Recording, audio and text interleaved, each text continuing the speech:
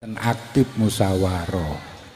Sekolah berangkat teko omah mboten tutuk teng madrasah. Niki nomor kali. Nomor 3 pelajaran mboten gadah. Nggih. Mboten mlebet 3 dina ditakoni dijak lunga. Mboten mlebet musyawarah tahlilan. Sampai 2 dina 3 dina tahlilan mboten musyawarah. Lah mboten mlebu sekolah sampai pinten-pinten dinten ketinggalan pelajaran, tetep pelajarane mboten gadah. Nah niki perlu kula aturaken dumateng panjenengan-panjenengan ya napa sekirane panjenengan saged semerap. Nomor sekawan nggih. Nomor sekawan ingkang perlu kula aturaken dumateng panjenengan kelas kali nika ingkang salat kenging dipun wastani namung selangkung persen. Kula celuk setunggal subuh mang sembahyang mboten. Kok mboten sembahyang? Mboten dik buka. Dhuwur mang mboten. Lah kok sekolah nggih siram terus berangkat. Lah niki perlu kula sampaikan dhateng panjenengan menawi sedaya guru sampun memberikan pengajaran dan pendidikan tentang pentingipun salat, menawi mboten enten bantuan saking wali murid, perjuangan saking para guru mboten saged berhasil. Nah niki perlu kula aturaken dumateng panjenengan-panjenengan sedaya. Napa ingkang wonten madrasah niki kados mekaten keadaane. Lah niki prihatin, nggih. Alhamdulillah lek asar putra putri panjenengan salat. Napa asar kok sembahyang? Polahe istirahat madrasah putra putri panjenengan berjamaah bareng wonten di musala. Kenek dohor dohor sing kajenge berangkat sekolah niki kenek diarani kalian subuh 25%. Ngapunten. Lho, ya napa kira-kira putra putri panjenengan ingkang sampun dipun ajar lan ingkang sampun dipun didik sekedhik kata dipun amalaken.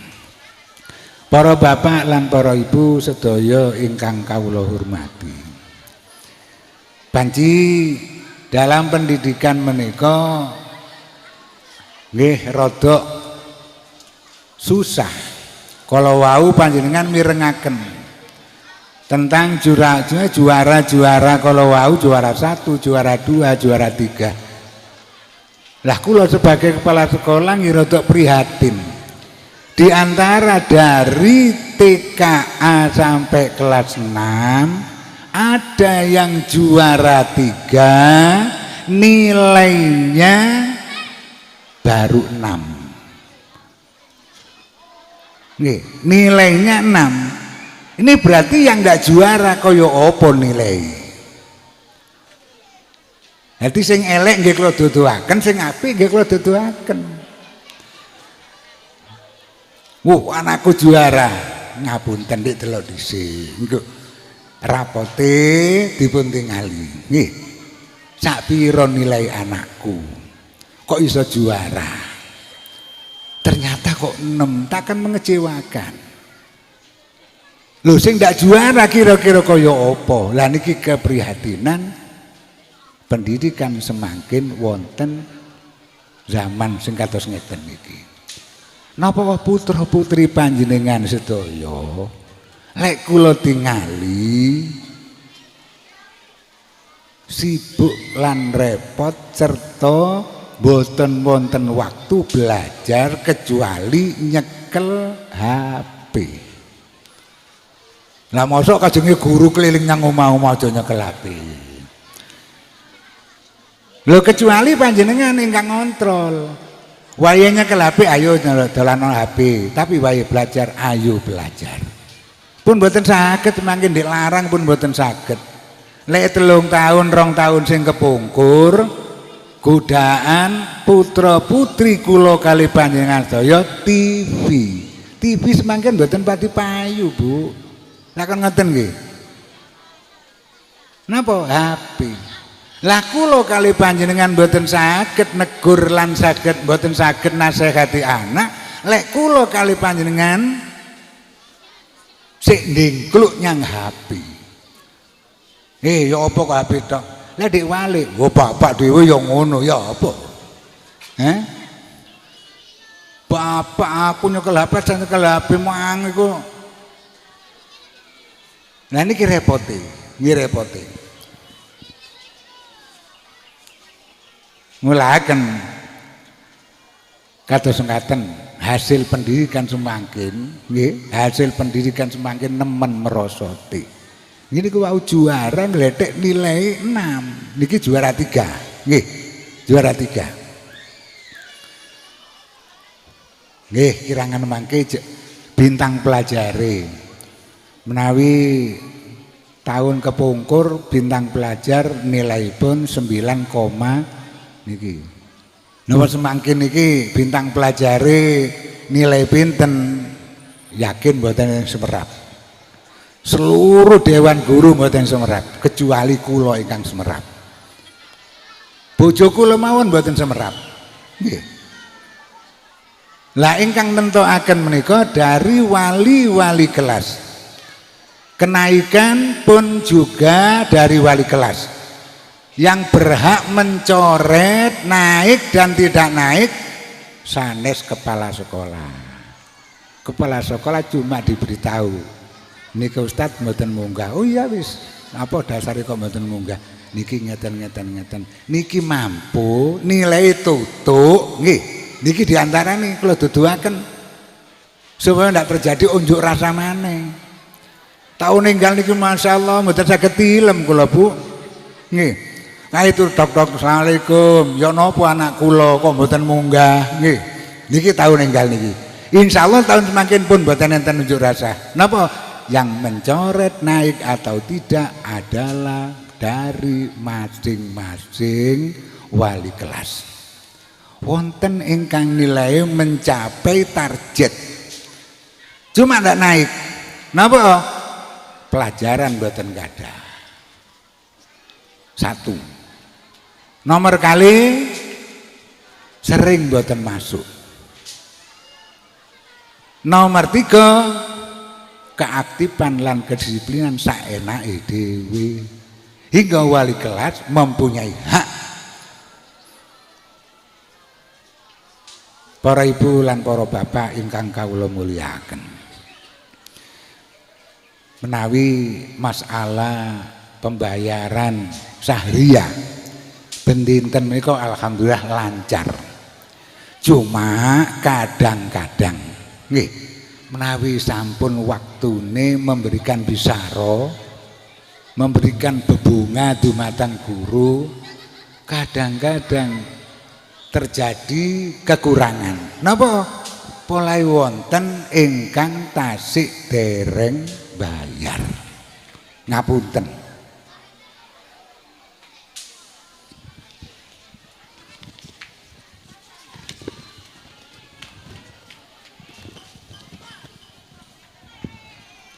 Lah niki perlu kula sampaikan dateng panjenengan 3 dinten kala winginane lan kala wau saking TKA TKB nggih ngapunten kelintu saking kelas kali kelas 3 kelas kawan 3 dinten niki sampai kala wau ingkang mlebet arta saking kelas kali, kelas 3, kelas kawan 1.900.000.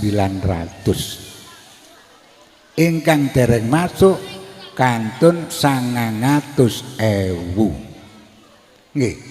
Ingkang masuk dari dari kelas 2, kelas 3, kelas 4 tigang dinten niki diopera-opera persyaratan bisa mengambil rapot menunjukkan kartu lunas Akhirnya kemeruduk berjumlah 1.900.000. Pun. Dari kelas 6 ingkang mlebet akhir terakhir tinggal 2 siswa, alhamdulillah lunas, tinggal 235 kalau wau mlebet sampun. Dari TKA, TKB dan kelas 1 3 kelas, yaitu 4 hari. Hari kalau wau terakhir 4.350.000. 4.350.000. Yang belum terbayar dari TKA, B dan kelas 1 tinggal 1.800.000. Jadi alhamdulillah wonten sing lunas, wonten sing nunggak 11 bulan. Nggih. Bayar seminggu tok. Sing 11 bulan durung kebayar. Hingga jumlah total 1.800.000. Terus saking kelas 5 ya, dari kelas 5 yang belum masuk, uang dari kelas 5 yang belum masuk 800.007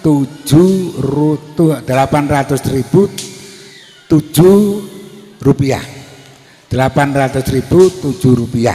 Ini yang dari kelas 5. Nah, jumlah siswa sebanyak 17.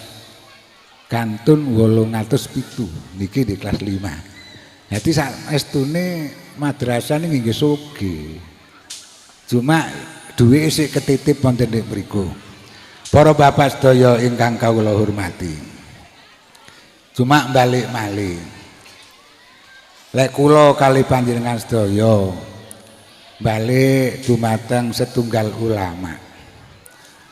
Man aroda ayyakuna ibnuhu aliman. Sopone wong sing kepingin duwe anak alim. Nggih, man aroda ayyakuna ibnuhu aliman. Sopo ae wong sing kepingin duwe anak alim. Maksudnya pinter, ngerti agama, lan ilmu sing diterima dilakoni. Ya napa jari dawuhe ulama diparingi resep setunggal. Ayakuna ya.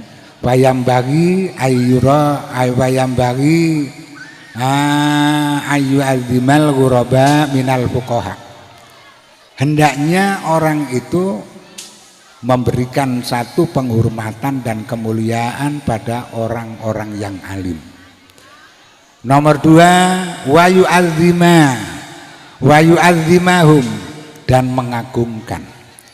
Yang terakhir wayu tiasaian dan memberikan sesuatu pada orang-orang yang alim.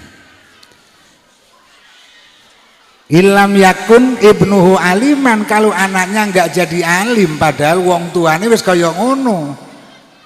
Mau menghormat pada orang yang alim dan sering memberikan sesuatu pada orang yang alim, ternyata anaknya konda alim, dijamin oleh Allah fayakunu hafidhuhu aliman, maka anak cucunya oleh Allah akan dijadikan orang yang alim.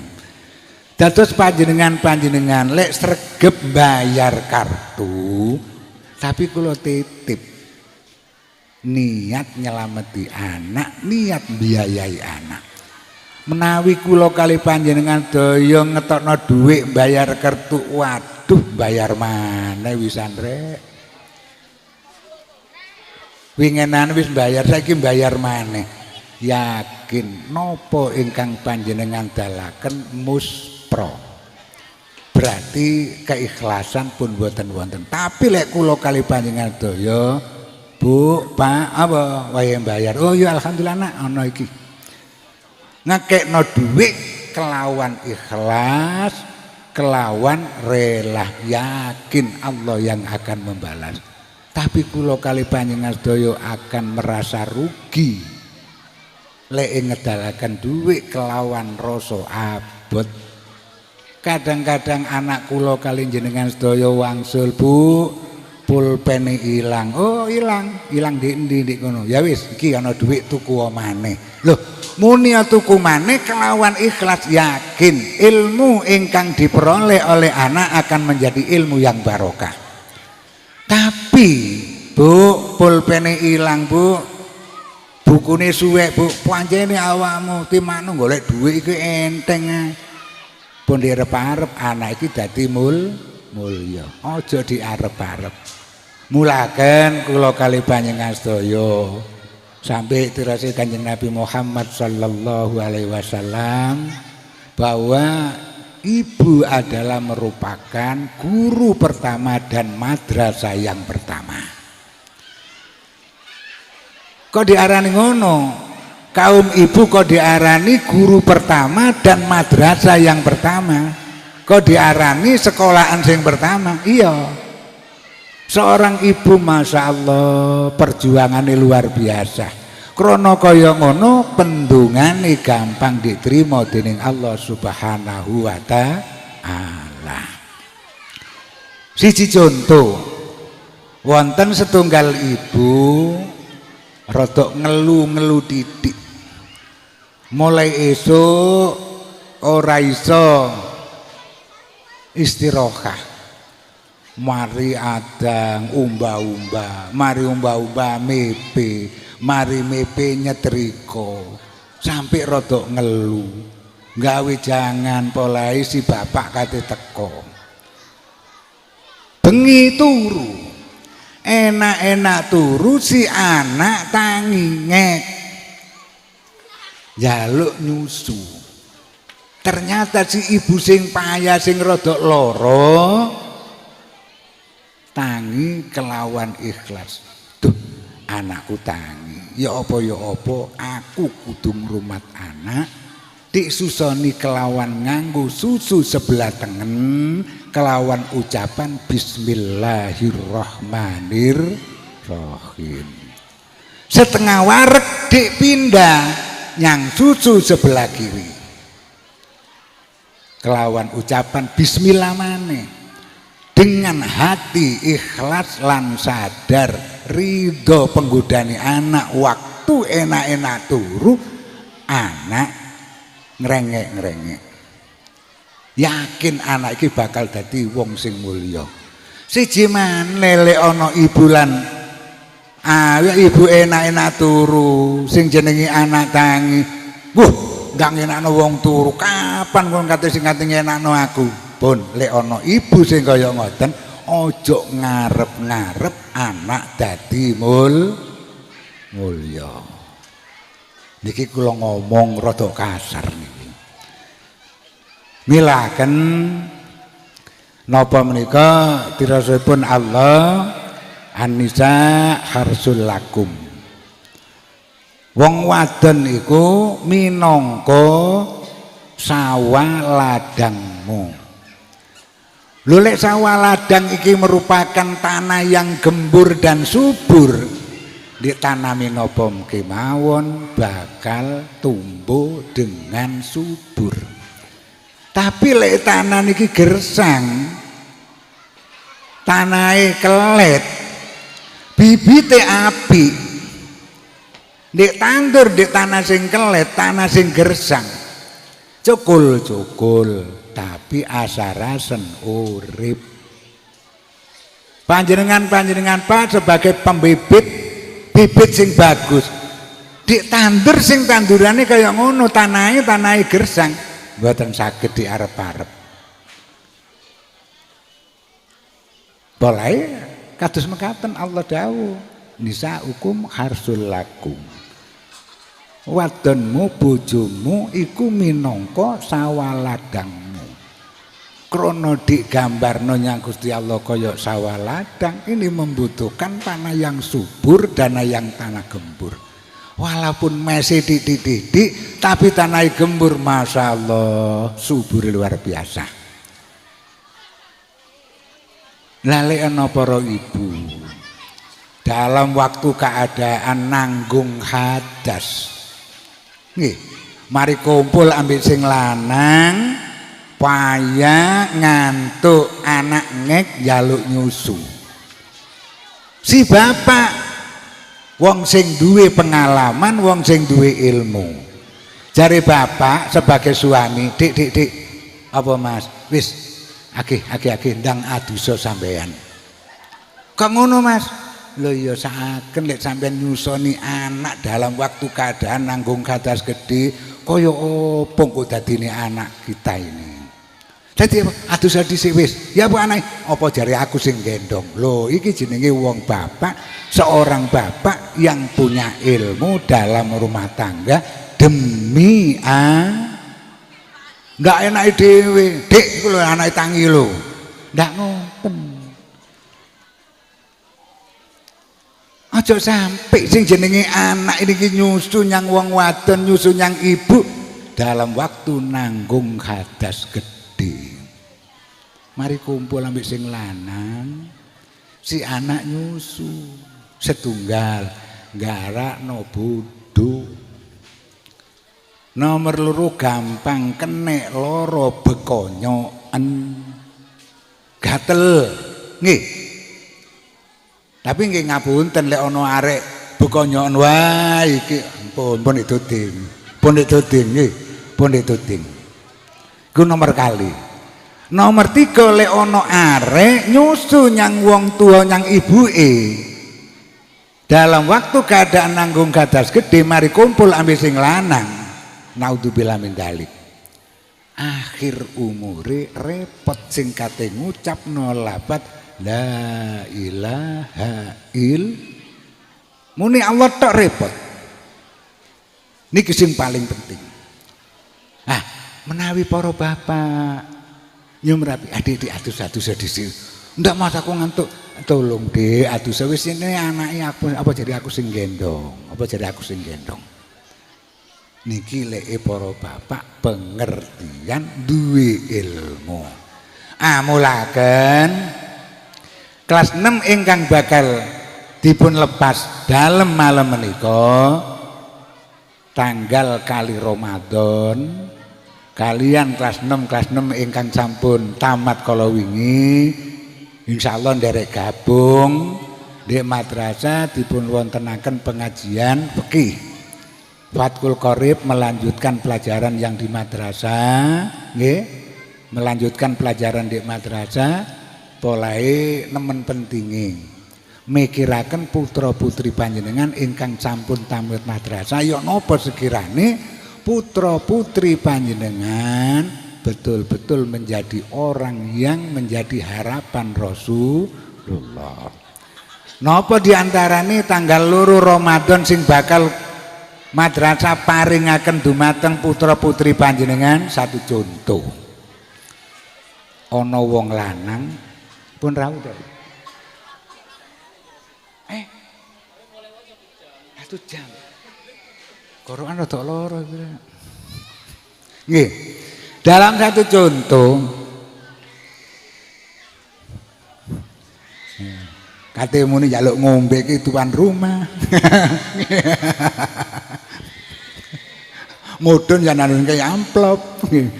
Para bapak lan para ibu sekalian ingkang kula hormati. Dalam satu contoh ingkang perlu kula sampaikan dumateng putra putri panjenengan sedaya. Tanggal kali Ramadan sak sampunipun salat asar. Maka contohnya mekaten. Wonten setunggal tiang jaler sebagai suami. Ana wong lanang sebagai bojo lanang. Saking senenge nyang sing wedok.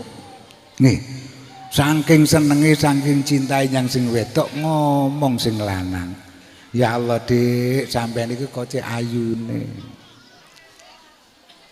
Aku ndak tahu kepethuk wong wedok kaya sampean. Geger sampean iki lho Dik, utawa weteng sampean iki lek tak delok-delok, lek tak sawang kaya wetenge ibu sampean. Utawa gegere sampean iku Dik persis ambek gegere ibuku. Ya apa lek ana wong lanang kaya ngono. Maka wong lanang sing kaya ngono iki ora oleh ngumpuli sing wedok. Apa polahe diarani tolak zihar. Lho lek sing lanang kepeksa kepengin ngumpuli sing wadon, nggih kudu bayar fidyah, bayar denda. Apa dendane? Itku raqabatin mukminatin. Memerdekakan seorang budak. Karena saiki wis duduk zamane budak, ya dikrus dengan harta. Umpama ana budak, kira-kira regane pira? Ya mungkin minimal budak iku lek dikrus ambek duwe luwih larang timbangane sapi sing larang. Iso 50 juta, iso 75 juta. Kudu ngetokno dhuwit sakmono. Lek kepingin lanang mari ngomong ngono mang, takkan wajar ana wong lanang ngomong yang sing wedok. Ya Allah sampean cek ayu ni temen dik dodo sampean tak delok-delok persis sampe dodone ibu sampean. Takkan wajar. Iki bahaya luar biasa. Lho niki sing bakal kula ajaraken dumateng putra putri panjenengan. Lho lek wong lanang mangpin kumpul ambek sing wedok, ya kudu niku. Lek ndak iso, ndak kuat memerdekakan budak dengan harga semacam itu, solusinya puasa 2 bulan berturut-turut. Berarti swidak dino. Saking kepingine kumpul sing lanang ambek sing wedok, dilakoni poso swidak dino. Oleh 55 dina loro nemen. Ndak iso poso wis. Ngapunten rada lara gorokan kula. Nggih. Endek mriku ana larutan ngoten niki. Larutan. Nggih. Oleh 55 dina gak iso nglanjutno. Apa kena lara apa lae? Ya napa? Bareng waras kudu baleni teko siji maneh. Niki akibat teko omongan.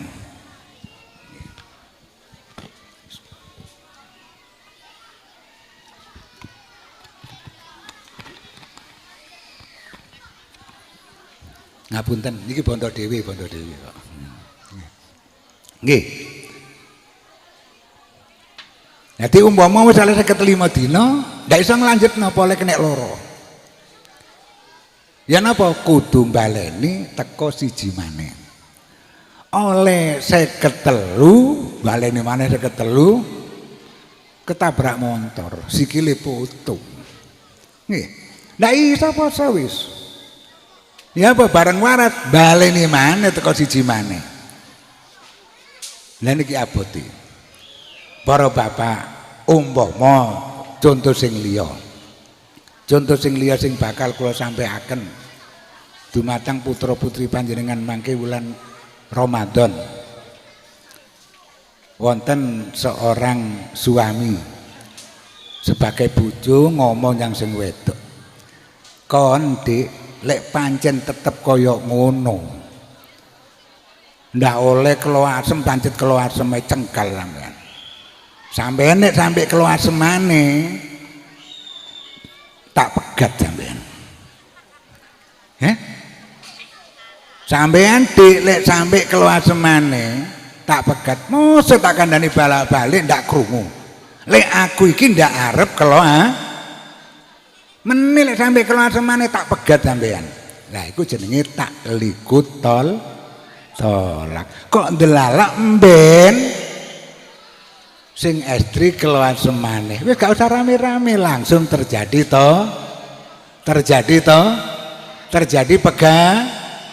pegatan. Itu tak kan enak pun ngomong niku. Masa abot ta.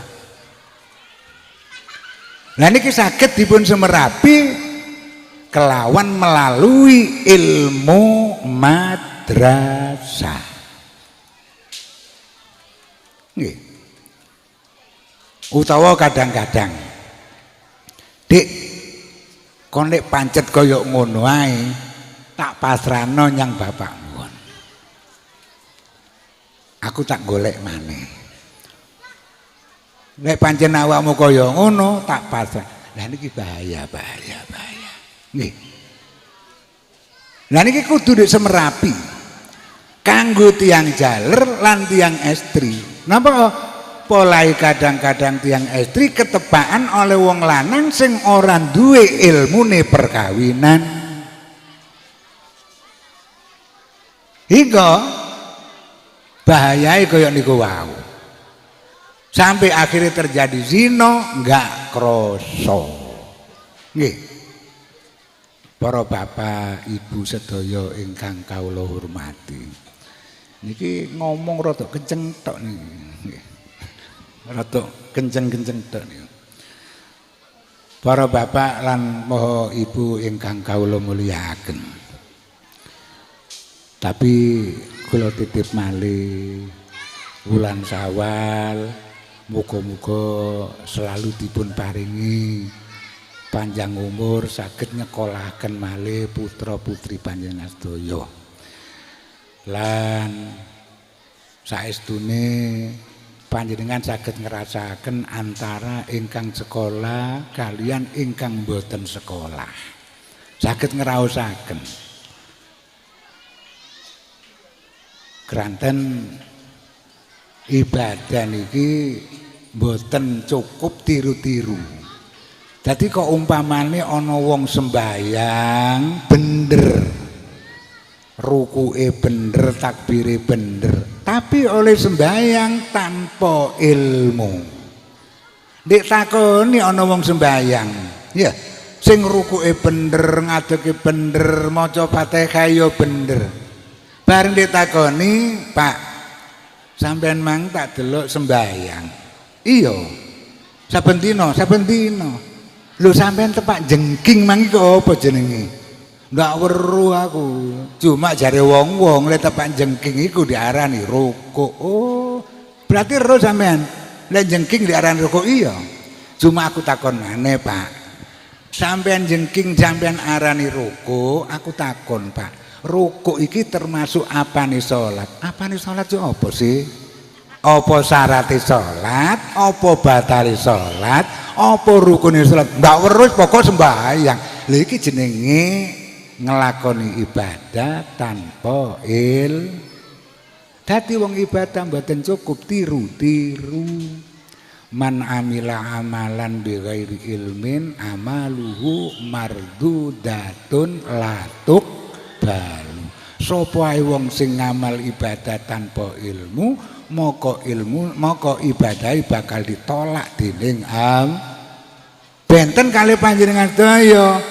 Sampean jentit mangaula apa sirai sampean jegek ningsur, sing jenenge silit sampean jegek ndukur. Lho iku sujud iku. Sujud iku termasuk rukune salat. Nah, berarti sampean perlu. Berarti sampean nglakoni salat kelawan nganggo ilmu. Dadi menimben yoga kula kali panjenengan sedaya sampun dewasa, aktif sembahyang. Dhuhur sembahyang, asar sembahyang, subuh sembahyang, tapi ndak ru ilmune. Nah, sampean mang sembahyang iya. Bismillahirrahmanirrahim sampai waladhdallin. Iku apa nak? Fatihah. Iya, Fatihah. Wis weruh aku lek iku Fatihah. Termasuk apa nih sembahyang? Ndak weruh, Pak. Lho iki jenenge yoga kula kali panjenengan sedaya nglakoni ibadah tanpa ilmu. Bahaya wonten nek mriku. Nikilah pentinge tiyang ingkang golek ilmu. Para ibu lan para bapak sedaya ingkang kawula hormati. Saderenge kula lanjutaken, kula ngemis lan nyuwun bantuan Fatihah kanggo putra kekaline Bapak Yahya. Nggih. Ingkang pundi putra kekaline Bapak Yahya dipun akikahi. Nggih, muga-muga akikahe saged panjenengan rasakaken mangke. Walaupun belum tok, pokoke saged ngrasakaken nggih. Bapak Yahya ngakikahi putra kekaline kelawan nganggo wedhus kalih. Kula nyuwun kanthi sanget ngemis Fatihah kanggo panjenengan, muga-muga putra kekalih ingkang dipun akikahi dadosa tiyang ingkang saged bungahaken dumateng manahipun Kanjeng Nabi Muhammad sallallahu alaihi wasallam. Al-Fatihah. A'udzu billahi minasyaitonir rajim. Bismillahirrahmanirrahim. Alhamdulillahirabbil alamin. Arrahmanir rahim. Maliki yaumiddin. Iyyaka na'budu wa iyyaka nasta'in. Ihdinas siratal mustaqim. Siratal ladzina an'amta 'alaihim ghairil maghdubi 'alaihim waladdallin. Al-Fatihah. A'udzu billahi minasyaitonir rajim. Bismillahirrahmanirrahim. Alhamdulillahirabbil alamin. Ar-Rahmanir Rahim Maliki Yaumiddin. Iyyaka na'budu wa iyyaka nasta'in. Ihdinas siratal mustaqim. Siratal ladzina an'amta 'alaihim. Al-Fatihah. A'udzu billahi minasyaitonir rajim. Bismillahirrahmanirrahim. Alhamdulillahirabbil alamin. Maliki Yaumiddin. Iyyaka na'budu wa iyyaka nasta'in. Ihdinas siratal mustaqim. Siratal ladzina an'amta 'alaihim. Nomor kali kula nyuwun Fatihah malih kanggo murid-murid madrasah ingkang sampun kendel saking madrasah, ingkang rodok nakal, muga-muga kelawan bantuan Fatihah panjenengan, bantuan doa panjenengan, muga-muga kenakalane dipun icalaken dening Gusti Allah. Al-Fatihah. A'udzu billahi minasyaitonir rajim. Bismillahirrahmanirrahim. Alhamdulillahirabbil alamin. Arrahmanir rahim. Maliki yaumiddin. Iyyaka na'budu wa iyyaka nasta'in.